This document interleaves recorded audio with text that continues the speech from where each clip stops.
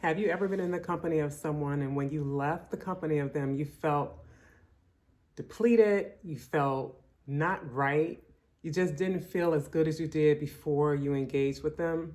Well, this is what I want to talk to you about today as we come into the space of walking in our greatness and who it is that we are. It is important for us to also keep in mind the company that we keep and to have an awareness of how we're being impacted by people on our day-to-day interactions. So I want to talk about 3 types of people to be aware of that could be really impacting your energy, that could be impacting the way that you move. And the power isn't really being given to these people. It is more so the boundaries that you keep. And that's regardless of if it's physical boundaries or mental boundaries that you have to maintain. And we'll talk about a bit more of that later.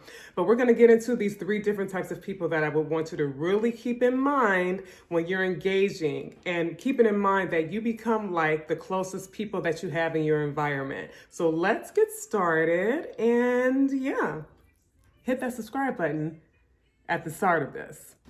So let's play a game. I'm going to describe this type of person to you, and let's determine what type of person we're talking about that we have to be mindful of not getting into our space and impacting how we feel. So this type of person might be someone who, when you talk to them often, they don't have a lot of accountability for their actions, but they tend to feel like a lot of people are really out to hurt them. They may feel like a lot of things that have happened to them in their life is the fault of someone else. And they may want to call you often to talk about this, to talk about all the bad things, all the negative things, all the reasons why they're not having a good experience, all the reasons why their life is not good. And again, not being able to have any insight into where they play a role in their life. And let's be clear in what I'm saying. I am not in any way saying that we don't have empathy for people, that we don't have patience and support people. But to the degree that a person behaves in this behavior, and we probably all have behaved in this behavior from time to time, but there are some people who embody this and they bring this to the space whenever they're in your space. And this person, who do you think it would be, is the victim. The thing about people being victims in your life, I think I've been a victim, huge victim in my past. So I know this role pretty well, but I've also been in spaces with people who are in this role of playing victim. And the thing is, I think when we see someone who is playing the role of victim, we initially really do want to help them. We might feel sorry for them. We might really empathize with them. We might, want to try to help solve their problems, or we can allow them to consume a lot of our time talking about all of the things that are the other person's fault that is causing them to have this bad experience that they're having. And where we have to be mindful of this is if we're in a space in our frequency, depending on where we are, that this person can cause us to start feeling lower, or they could cause us to start thinking in that same way, start thinking about all of the negative things that have happened and all the people that may have hurt us and all the reasons why someone else is responsible. I think that a thing that we could really do for people who are in this space is try in a loving way to get them to see where they play a role in their experiences. So an example would be if they are complaining about people misusing them and they tend to complain about the same people, a level of accountability could be determining and helping them to understand, why do you keep putting yourself in the space of those types of people, or having responsibility for the people that they choose to be around if these are people who they feel have not been kind to them. But it is important for us to realize that there's only so much that we can do if a person is seeing everyone to be the blame and they don't take any accountability. We're not really helping them to see where their power is if we don't help to point back to them where they have power in their life. And we're not this person's savior, but if we're going to be a friend and be, a support, The real support is being able to see how can we encourage someone to see their own power in some type of a way.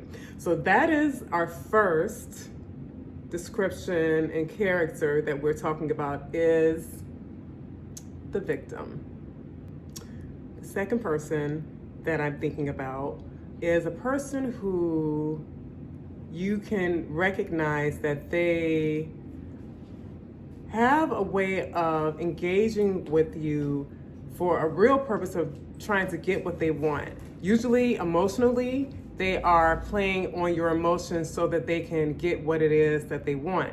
And so it could look like trying to make you feel guilty, shaming you. They might even charm you a lot, adore you, or give you so many compliments, or they may do deceitful types of activities to you.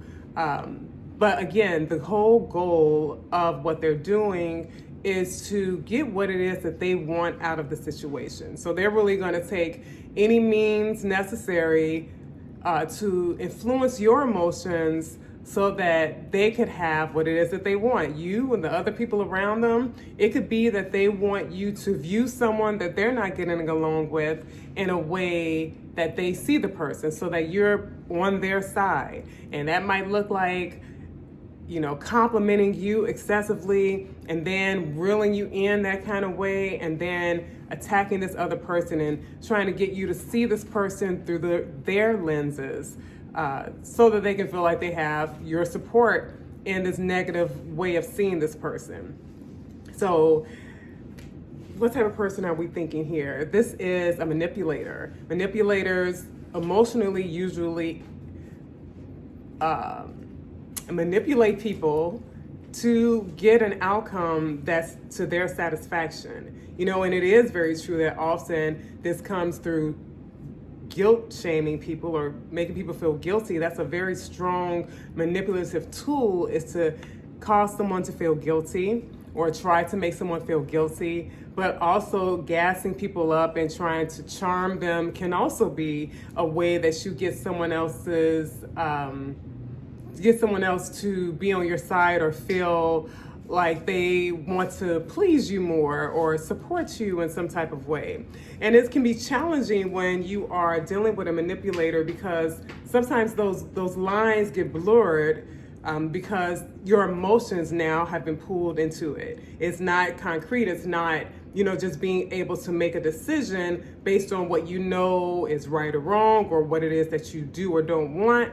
It gets clouded by these emotional manipulative behaviors and tactics that really do tend to control our next moves. So when we're dealing with manipulators, boundaries are very important. And I think what's really important is knowing who you are. Knowing who you are helps you from having people who can make you feel guilty, because you know who you are, you know your purpose, even if you made a mistake, there's no need to feel guilty. It's something to learn from. And also knowing who you are causes people who try to gas you up to get you to do something.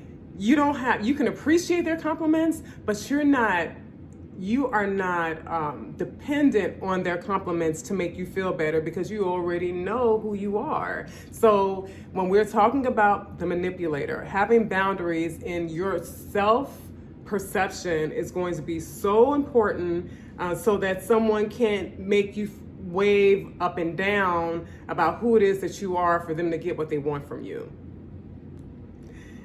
And this last type of person, so this person is someone who you may feel like you can never satisfy. You may feel like what you do is never enough. When you leave spaces with them, you might feel less than. You might feel defeated. You might feel, like not really worthy.